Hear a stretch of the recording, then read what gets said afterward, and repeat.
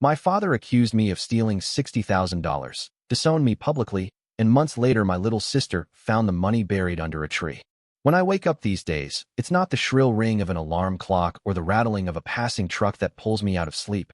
It's the soft, low hum of bees, already busy in the hives near my back porch, and the way the light filters through the cotton curtains like it's apologizing for interrupting. I stretch, feel the familiar ache in my shoulders from yesterday's digging, and sit up slowly, hearing the faint creak of the old wood beneath my bed frame. My mornings smell like earth and fresh herbs, not burnt coffee and engine oil. There's something about living like this, surrounded by soil and silence, that makes you remember who you are. This is my life now. Quiet, rooted, honest in a way that makes it hard to lie to myself anymore. 10 years ago, I was in Kentucky, 24 and stuck, even if I didn't know it at the time. I lived in the house I grew up in, a two-story that looked sturdy from the street but leaned just slightly, like it was always bracing itself for bad news. The paint peeled around the windows, and the porch made this long, low groan when you walked across it. It was the kind of house that didn't just creak at night, it confessed things. Inside lived my father Ronald, a man who believed discipline was the only real language worth speaking. He wasn't violent, but he was sharp. Every word from him landed like gravel in your boot. You didn't talk at the dinner table unless he asked you a direct question, and even then you answered like it was a test you weren't allowed to pass. He worked construction and came home tired, but not the kind of tired that made him soft, the kind that made him harder to be around. My mother Andrea moved through the house like she was made of fine porcelain. You could tell from the way she folded laundry or stirred soup that she was always afraid of being too loud. She never raised her voice, never told us what she wanted. Instead, she cleaned. Constantly. Her hands were always busy even if her eyes were far away. I used to watch her from the hallway sometimes, standing still while she wiped already clean counters.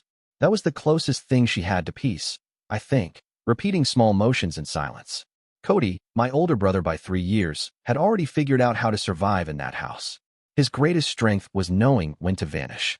He never picked fights, never made waves, just slipped through the cracks and reappeared when things calmed down. He was good at making it seem like nothing touched him.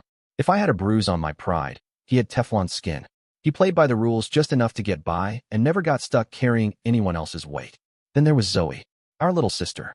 She was 10 when I left, wide-eyed, all questions and trust. She was too young to understand most of what was happening, but she picked up on the mood of a room better than any of us. She'd crawl into my room on quiet afternoons and sit cross-legged on the floor while I sketched greenhouse designs or made lists of plants I wanted to grow someday. She thought I was a genius. I let her believe it. At the time, I had a job at a packaging plant just outside of town. I worked 12-hour shifts operating a machine that boxed medical supplies, gauze, latex gloves, thermometers. It wasn't complicated, but it was steady, reliable. I got paid every Friday, had health insurance, and didn't have to take my work home with me. For a lot of people in town, that was the dream. For my dad, it was proof I'd finally grown up. He stopped nagging me and started offering advice I never asked for. My mom started packing my lunches again. Sandwiches in neat foil wrappers with little notes that said things like, "Proud of you," or "Don't forget your coat." She never signed them, but I always knew they were from her. I should have felt lucky, but there was something inside me, quiet, but persistent, that itched. Every night, after my shift, I'd go out to the garage and sit at a workbench covered in dirt and old screws, watching YouTube videos about composting and crop rotation. I'd make notes, diagrams, plans. I told myself it was just a hobby, but it wasn't. It was a door, and every night I spent in that garage, that door opened a little wider. No one knew, not really. Not even Zoe, who saw more than most. My father wouldn't have understood. "You've got a good job," he would have said. "Be thankful." And I was, I guess. But I also knew that good jobs can bury you just as easily as bad ones. They just do it slower, softer. So I kept planning, quietly, carefully, like I was building my own escape tunnel. And eventually, when the noise in my head got too loud to ignore, I walked away from everything. It happened in the middle of an already strained year. My mother received an inheritance from her own mother, a sum that sounded surreal when she said it out loud, $60,000. She stood in the kitchen holding the letter like it was written in another language, her fingers trembling slightly, eyes wide in that stunned, vacant way she got when the world moved faster than she could catch up. My father stood behind her, arms crossed, eyes narrowed in the way that meant trouble was about to settle into the house like fog. "That doesn't make sense," he said almost immediately, as if 60 grand could never be real unless he had signed off on it first. "Your mother didn't have that kind of money." But she insisted, showing him the letter over and over. pointing to the signature, the notarization, the phone number at the bottom as if it were a shield. She had always been close to her mother, more than anyone else in our family, really, and she looked both proud and deeply guilty, like she'd just confessed to a crime she hadn't committed. Cody, of course, had his own ideas. He was always the pragmatic one, the kind of person who checked his credit score monthly and told me I was going to die poor because I didn't own a single suit. He pulled me aside that night, out on the porch where the air still smelled like dirt and honeysuckle, and said she should put it in the bank. FDIC insured, interest earning. It's dumb to just sit on it. I nodded. I agreed. I'd already tried telling her the same thing twice, and both times she just shook her head like I'd offered to throw it into a fire. Cash is real, she kept saying. Cash is safe. What if the banks collapse? My father didn't say much at first, but I could see it simmering in him. This growing discomfort with the idea that there was now a huge pile of money in the house that he didn't control, didn't even trust. And that it came from a woman he never liked didn't help either. He'd always had a thing about my grandmother, some unspoken resentment he'd only let slip in quiet digs or offhand comments. And now that resentment had found a target in the envelope of bills she left behind. My mother hid the money. Not just metaphorically, she literally hid it. In plastic bags tucked inside old cereal boxes in the pantry, behind the water heater, inside the hollow of an unused vacuum cleaner. Every few days, she moved it, said it wasn't safe to keep in one place. I found bundles in the linen closet once, stacked behind the folded towels like a secret waiting to be discovered. I tried reasoning with her again, gently this time, telling her that a house fire could turn it all into ash, or worse, that someone could find out and we'd be targets. She just smiled like I didn't understand the world. The bank isn't on our side, she said, but this money is. This is mine. Things shifted after that. Subtly at first, like plates being nudged out of alignment. My father became colder, speaking to her less, and when he did, his voice lost that tired familiarity. It became flat, almost professional. He started locking his toolbox, then his truck, then his bedroom. Cody got louder, angrier. He wasn't yelling, not exactly, but every time he brought up the money it was with this tightness in his jaw that made it clear he wasn't just worried. He was offended. Like her refusal to follow his plan was some betrayal of common sense. And me? I stayed quiet, observed, tried to keep the peace in a house where peace had always been borrowed, never earned. Then one afternoon, everything snapped. My father came home early, earlier than any of us expected, and found my mother in the basement with a flashlight, digging through boxes of old clothes, clearly moving the money again. I heard the shouting before I even got down the stairs, his voice rising, cracking, calling her paranoid, ungrateful, irresponsible. She shouted back, for once. Really shouted. Called him a coward. Said he was jealous that her mother had trusted her with something and not him. Cody came in from the driveway mid-argument and added his own fire to the room, demanding that the money be deposited immediately, saying we were sitting on a damn time bomb. And me? I stood on the basement stairs, frozen, watching the people I grew up with unravel like cheap thread. It didn't end with a resolution. It ended with silence. Cold, thick silence that stretched for weeks afterward. My father moved into the garage. Cody stopped coming around unless he needed something. My mother kept the money close, more guarded than ever, and started locking her bedroom door at night. And I left a few months later, not because I hated them, but because I couldn't stand the way that money changed everything. We'd never had much, but we'd had routine. And somehow, $60,000 did what years of strain and buried resentment couldn't. It tore us apart. Not with violence, not with betrayal, but with fear, mistrust, and the slow, suffocating realization that none of us believed in the same future anymore. It started with a phone call that came out of nowhere, the kind that makes your stomach twist before you even answer. My father's voice was clipped and unreadable, which was his way of letting me know I didn't get to ask questions. Come home, he said now. No explanation. No context. Just that flat, final tone that meant something had already gone wrong and I was walking into it whether I wanted to or not. The drive back to the house was quiet except for the rattling of my truck windows and the sound of my own thoughts running circles. I hadn't been home in a few weeks, not since the last fight about the inheritance, and I knew from the silence that followed it that things were still raw. When I walked through the front door, the first thing I noticed was how everyone was already there. My dad standing with his arms folded like a judge waiting for the defendant, Cody leaning against the kitchen counter with that practiced smirk he always wore when he thought he had the upper hand, and my mother seated at the table, her hands clenched so tightly around a mug of tea that her knuckles were white. The air was thick, not with anger exactly, but with something colder, final, maybe, like whatever was about to happen had already been decided. My father didn't waste a second. "Where is it?" he asked, his voice like gravel dragged across concrete. I blinked, unsure if I'd misheard him. "Where's what?" I said. My mother looked up then, and I swear I've never seen that particular expression on her face before. Not fear, not sadness, but this brittle mixture of both, as if she'd already convinced herself of something terrible and couldn't look away from it. "The money," she said quietly, almost like it hurt to speak. "It's gone. All of it. And you're the only one who knew the code to the safe." For a second, I didn't even understand what she meant. I stared at her, trying to piece together the words, but they didn't land the way they were supposed to. "What are you talking about?" I said. "I haven't been here." She shook her head, not in denial, but like she was disappointed in me for trying to deny something she'd already convinced herself was true. "Don't lie," she said. "I only told you. No one else. Not your father. Not Cody. Just you. You swore you'd never touch it." Cody chimed in then, and his voice was already lined with the kind of self-righteousness that made me want to hit something. "You asked her for it," he said, looking at me like I was something he'd scraped off the bottom of his shoe. "You came over last month, remember? Said you needed help. She told you no.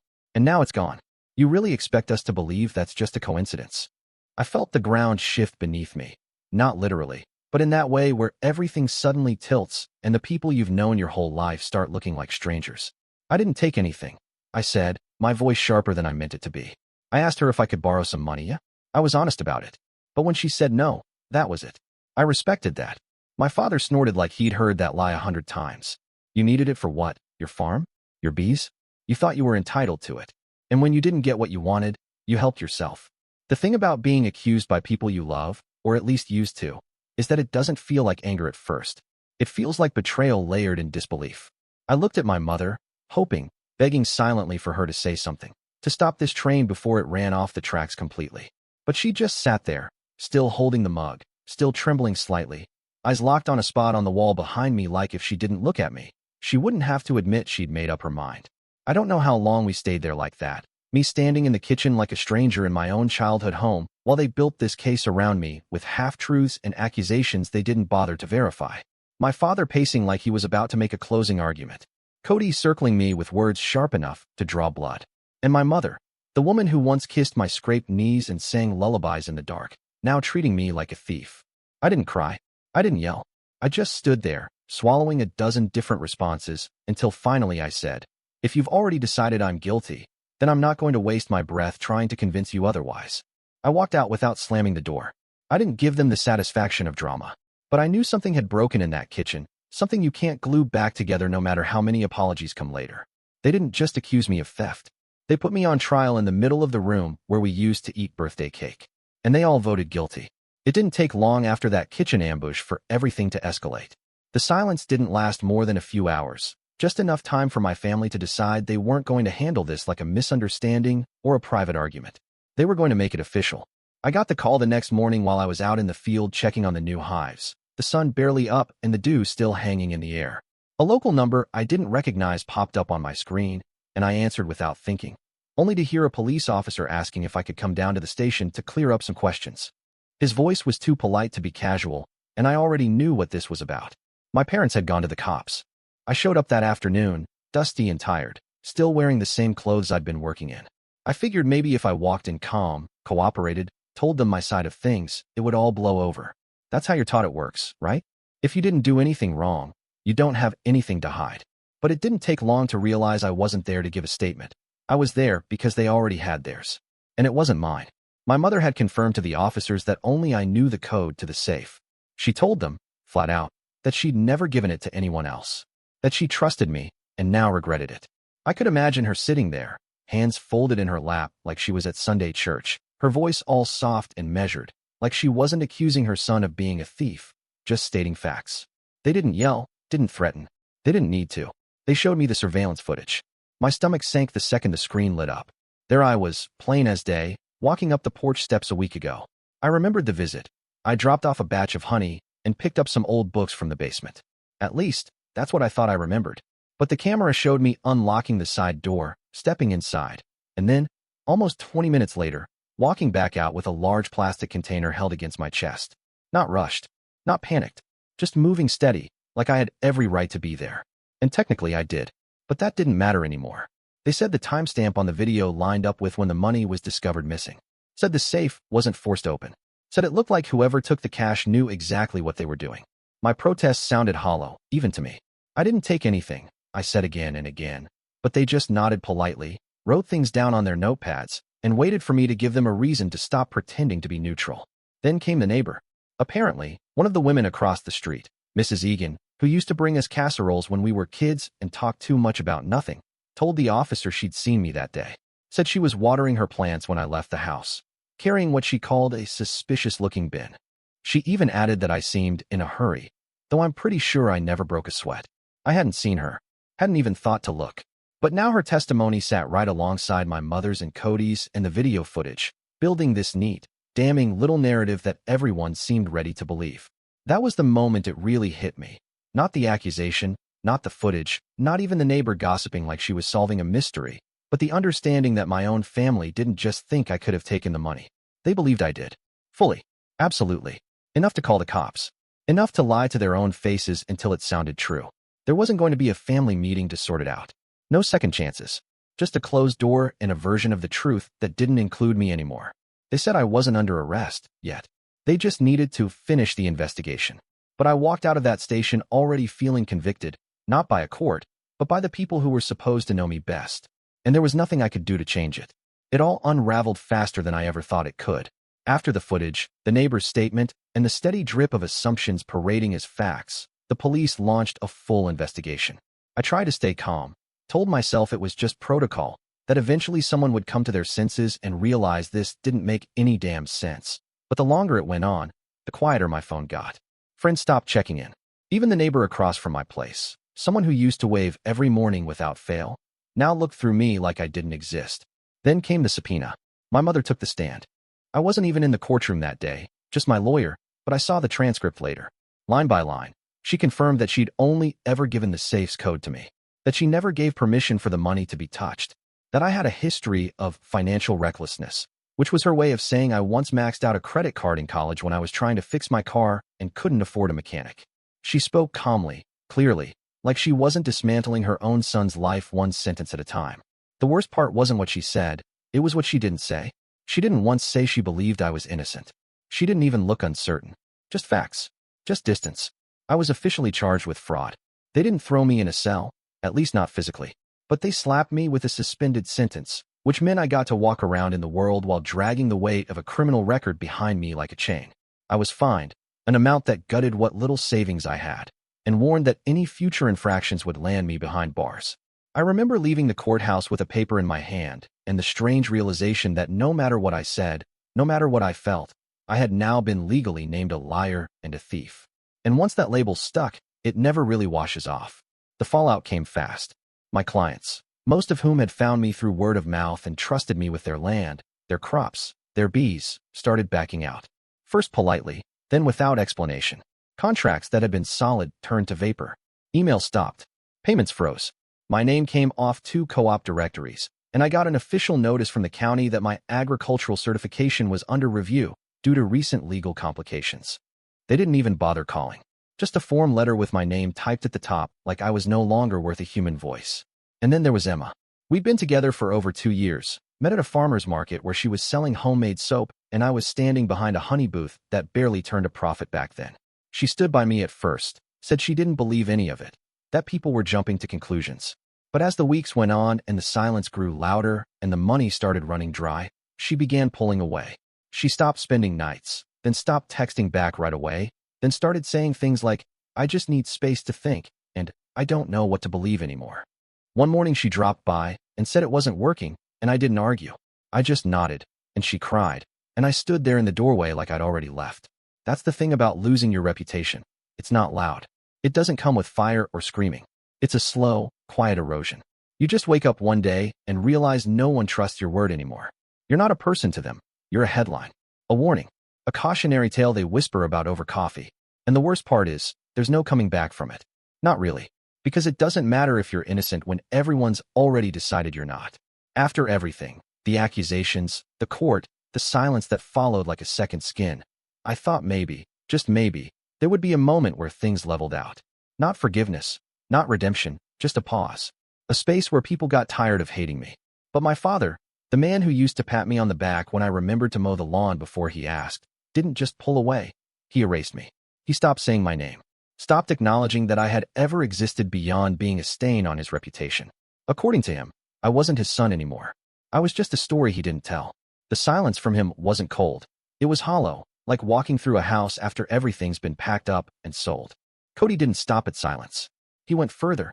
After the last time Zoe dropped by my place, he filed a restraining order with my name on it. Not for himself, for her. He argued that I was a bad influence, that I was emotionally manipulating her, that I was dangerous.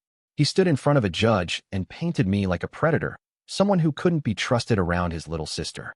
And the worst part was, he said it with this practiced conviction, like he'd been rehearsing the role of protector his whole life, and finally had the perfect villain to match against. And maybe he believed it. Maybe it was easier to believe that I was a threat than to admit he was wrong. Zoe was the only one who never flinched. She kept coming, even after everything, even when it wasn't safe. Sometimes she'd leave a card taped to the inside of my mailbox, little folded squares of paper in her messy handwriting saying things like, I still believe you, or don't give up. Other times she'd leave candy. Reese's, mostly, because she remembered they were my favorite as a kid. She never stayed long, just enough to knock, smile, and slip away. But those moments kept me breathing, knowing someone still remembered I was a person, that someone still loved me in the present tense.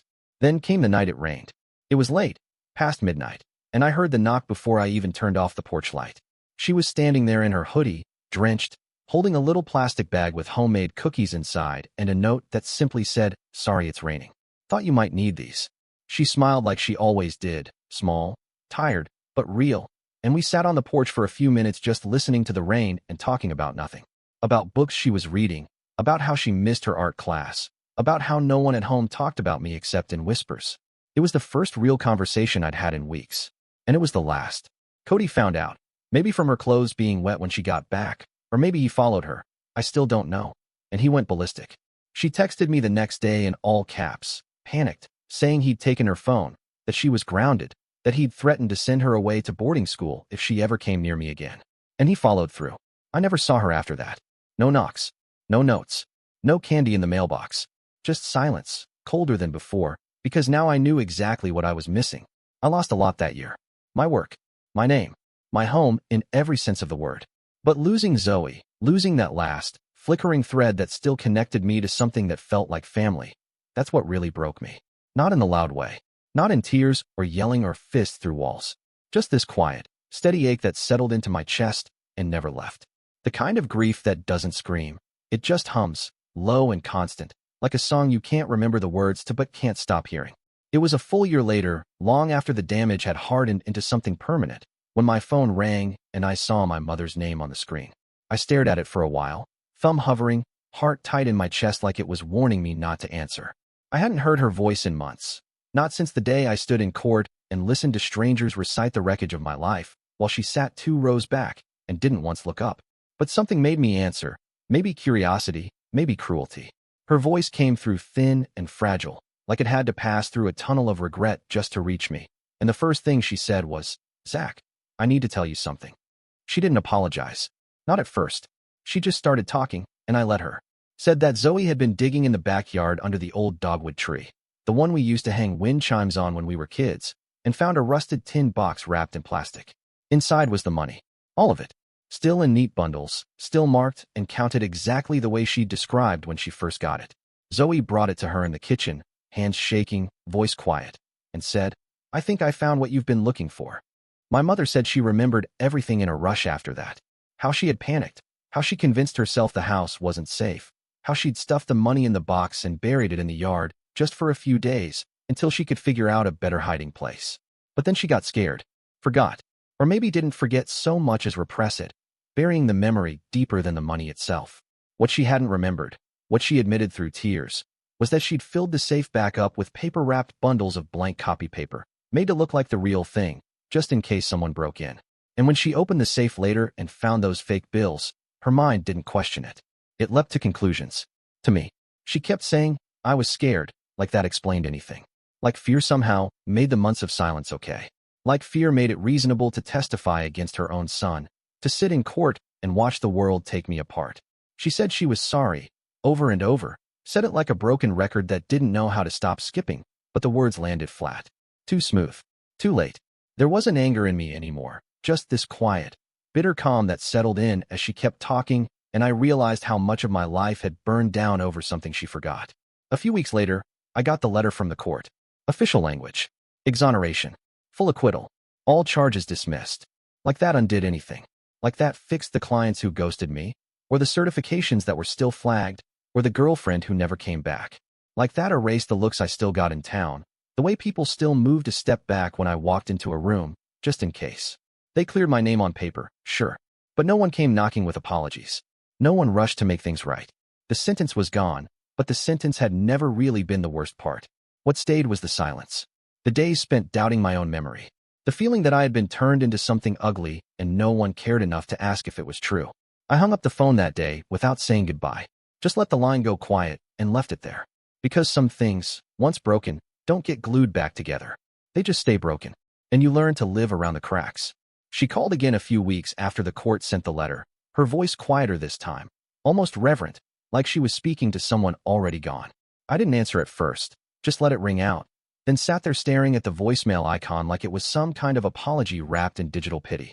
I knew what she was going to say before I pressed play, because there's only one thing people know how to say when they finally run out of excuses. She asked for forgiveness. Said she couldn't sleep. Said she walked out to the dogwood every morning now, stood over the spot where the tin box used to be, and prayed. Said she knew she didn't deserve anything from me, not even an answer, but she hoped I'd come home. Just once. Just to talk. Just to let her say the words to my face. But I didn't go back. I couldn't. There's a difference between forgiveness and forgetting. You can forgive a stranger for getting it wrong. But when your own mother looks you in the eye and chooses suspicion over memory, when your family burns you to the ground to keep their own hands clean, that's not something time erases. It's something you carry. And I carried it long enough. I left for Missouri the following month. Bought a plot of land 2 hours outside any city big enough to have a mall. There's a stretch of gravel road that leads to my gate, and when it rains, it turns to thick, sticky mud that keeps even the most determined visitors from making it past the fence. That's how I like it. Out here, no one knows my name unless I give it to them. No one looks at me and sees a headline. Just a man with sunburned arms and dirt under his nails and rows of vegetables he talks to like they're old friends. My mother sent a letter once. Handwritten. Careful cursive. She said she was proud of me. That she loved me. That she hoped someday I'd come back and let her explain. But the truth is, I don't need an explanation anymore. I've already lived through the answer. Trust isn't something you can build again after you've torn it down piece by piece and stood by while the walls collapsed. It's not about anger. I'm not angry anymore. I just don't believe her. And belief, that's what forgiveness needs to grow. Without it, there's nothing to return to. Just silence. So I let the letter sit on my shelf for a while. Then I burned it one night in the fire pit behind the barn. Watched the edges curl and turn to ash, light orange against the dark, and didn't feel anything except the warmth of the flames on my skin. That was the closest I ever came to forgiveness. And I never looked back. I hadn't planned to send anything. I told myself for weeks that it was better to let it all stay buried, that too much time had passed, and too much damage had settled into the spaces between us. But when Zoe's birthday came around, her 15th, the age where childhood slips into something harder, I found myself pacing in the shed, staring at an old shoebox I'd filled with odds and ends I never threw away. Inside it were the things that used to matter when everything else still made sense.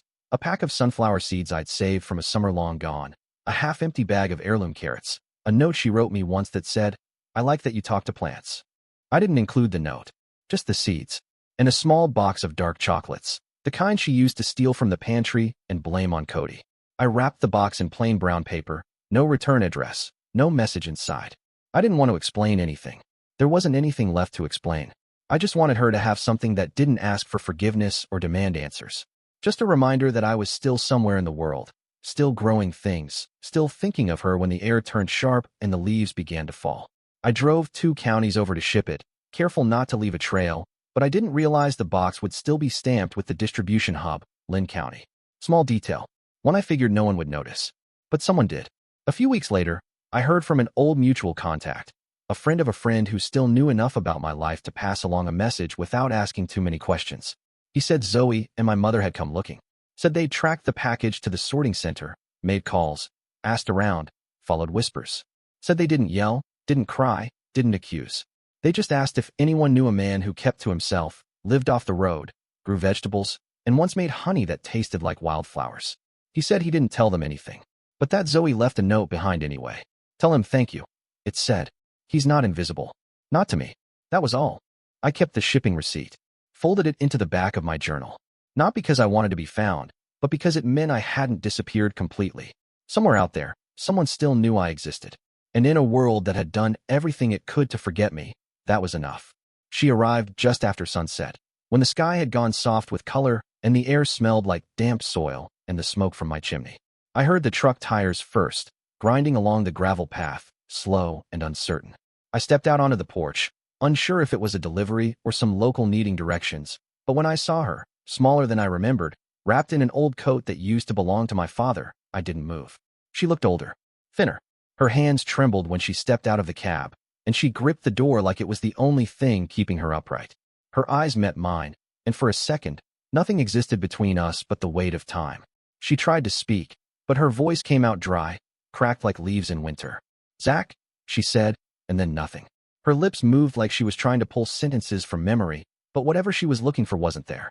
She stepped closer, her eyes filled with something that wasn't quite recognition and wasn't quite confusion. Something fragile, as if she remembered the feeling of guilt more clearly than the events themselves. "I've been looking," she whispered. "I don't remember all of it. Not really. But I've been looking for you." I stood there, still as the porch boards beneath my boots, not knowing whether to take a step forward or a step back. Her hands were bare, knotted now with veins and tremors, and when she reached for me, it wasn't desperate. It was slow, like she was afraid even her own apology might shatter between us. I took her into my arms, not because the pain had gone away, but because in that moment it didn't matter. Her head rested against my shoulder, and her breathing was uneven, shallow, the kind of rhythm that made me wonder how many more days like this she had left. She didn't cry. She just stood there, arms weak around me, and I held her because there wasn't anything else left to do. And now I'm here, back in the house with her asleep on the couch under an old quilt I hadn't seen in years, wondering if it's too late to be a son again. Wondering if I should stay, if it even makes a difference now, if the act of being present can rewrite anything that came before. I know she won't get better. I know there isn't time for a grand reconciliation. But she's here, and for the first time in a long time, I don't feel completely alone in the world.